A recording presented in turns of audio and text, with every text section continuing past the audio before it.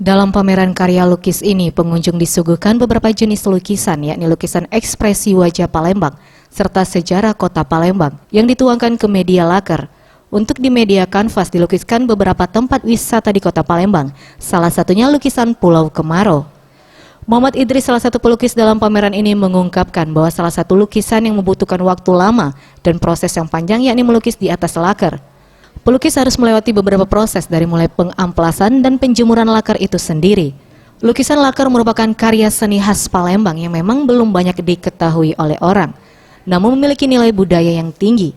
Lukisan laker merupakan produk budaya masa lampau yang diwariskan dari generasi ke generasi, di mana di dalamnya terkandung nilai sejarah, budaya, sosial agama, dan nilai estetika. Yang pertama itu ekspresi tentang Palembang. Jadi kita menggambarkan situasi tentang Palembang, terus sejarah Palembang yang dituangkan di lukisan laker khas Palembang. Terus ada lagi yang ekspresif yang kita tuangkan dalam bentuk kanvas, semacam kayak di Pulau Kemarau ini. Lebih ekspresif gambarnya, warna-warnanya itu.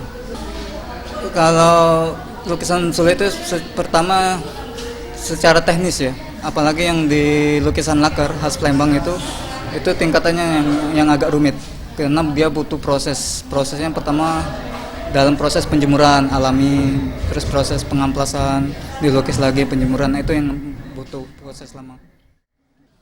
Jadi dengan adanya lukisan pameran ini, kami selaku generasi muda lebih banyak mengetahui dari makna-makna dan sejarah yang ada di kota Palembang. Seperti halnya dengan lukisan candi atau apa yang disebut ini dengan apa yang namanya?